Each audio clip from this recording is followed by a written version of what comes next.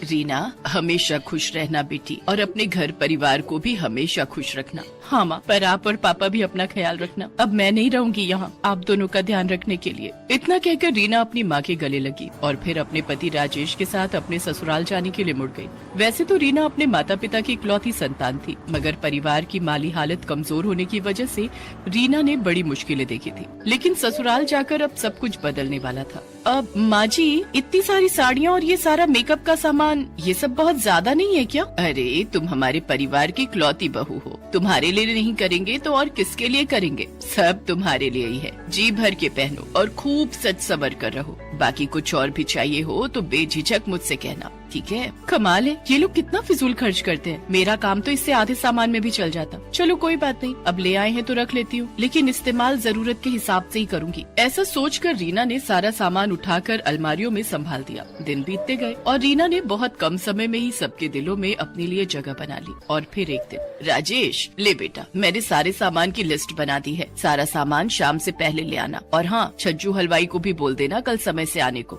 ठीक है माँ, मैं सब संभाल लूंगा। माँ जी, ये क्या इतनी लंबी लिस्ट? अब घर में कोई दावत होने वाली है क्या? हाँ बेटा, कुछ ऐसा ही समझ लो। वो क्या है ना कि हमारे घर का रिवाज है, हर शुभ काम के बाद गरीबों को खाना खिलाया जाता है। सोचा तो ये था कि तुम्हारी और राजेश की शादी के तुरंत बाद ये भोज रखेंगे, लेकिन उस वक्त फुर्सत ही नहीं हो पाई। लेकिन अब जब सारे काम निपट गए हैं तो सोचा कि ये काम भी निपटा ले। वो सब तो ठीक है माँ जी, पर इतना सब कुछ बहुत ज्यादा नहीं है। और ये पनीर और गुलाब जामुन मंगवाने की क्या जरूरत है? अब गरीबों को ही खिलाना है ना खाना, तो उन्हें तो कुछ सस्ता भी खिला देंगे तो भी चलेगा। नहीं बेटा, ये तो पुण्य का काम है, इसमें कंजूसी करना ठीक बात नहीं। और वैसे भी हमें किस बात की कमी है? कमी अभी नहीं है, पर अगर सब कुछ ऐसे ही चलता रहा तो एक दिन जरूर हो जाएगी। माँ जी माफ कीजिए, अब अगर आपको बुरा न लगे तो क्या इस बार मैं सब कुछ संभाल लूँ? हाँ हाँ, क्यों नहीं बेटा, वैसे भी आगे तो तुम्हें ही सब संभालना है, तो मुझे क्या दिक्कत हो सकती है। ठीक है, तुम और राजेश मिलकर सब संभाल लेना, बाकी मेरी कोई मदद चाहिए हो तो बताना। कांता को रीना की समझदारी पर कोई शक नहीं था।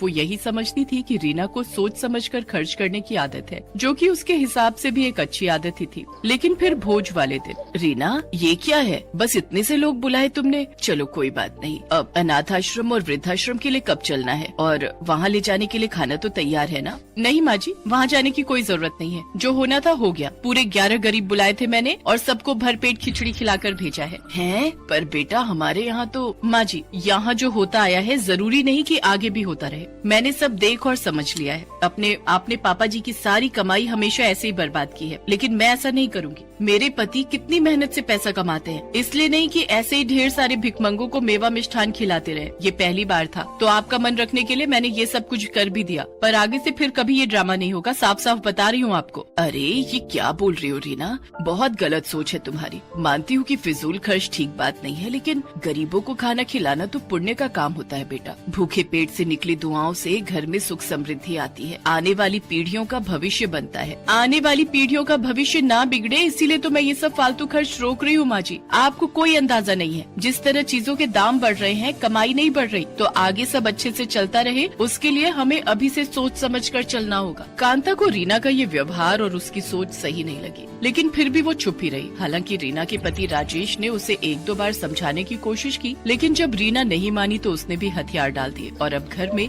सब कुछ रीना के हिसाब से ही चलने लगा। रीना, मैंने तुमसे कहा था ना आज कुछ अच्छा बनाने के लिए, और तुमने ये बनाया खाने में। मेरे दोस्त क्या सोच रहे होंगे? सब कितने मन से तुम्हारे हाथों का खाना खाने आए थे। अरे वो आज मुझे बहुत सारे कपड़े धोने थे तो समय जरा कम था। इसमें भी गलती तुम्हारी है। घर के बाकी कामों के लिए अच्छी भली नौकरानी लगी थी, क्या जरूरत थी उसे काम से हटाने की? मैं देख रहा हूँ सारा दिन घर के कामों में लगी रहती हो, न अपने लिए समय है तुम्हारे पास और न मेरे लिए।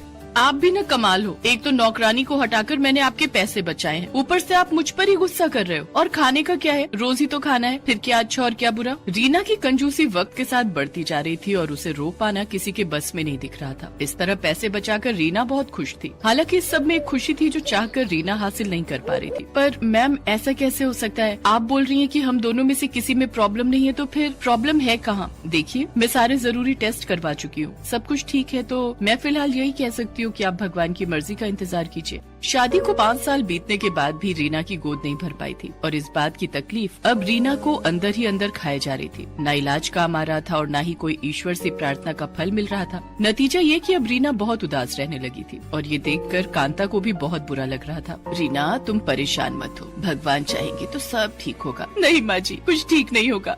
पता नहीं भगवान मुझे किस बात की सजा दे रहे हैं। शादी से इतनी मुसीबतें देखी वो कम थी क्या, जो अब शादी के बाद बेऔलाद होने का दुख लिख दिया भगवान ने मेरे नसीब में। नहीं रीना, ऐसे नहीं बोलते। देखो मैं जानती हूँ कि वैसे तो तुम्हें इस सब में विश्वास नहीं है, लेकिन बेटा बस एक बार मेरे कहने पर तुम मेरे साथ हमारे कुल गुरुजी के पास चलो। मुझे पूरा विश्वास है कि वो इस समस्या का हल जरूर बता सकेंगे। रीना इस वक्त हिम्मत हार चुकी थी तो उसके पास अपनी सास की बात मानने के सिवाय और कोई चारा नहीं था। वो कांता के साथ कुल गुरुजी के पास गई, जो कि रीना के बारे में सब कुछ पहले से जानते थे।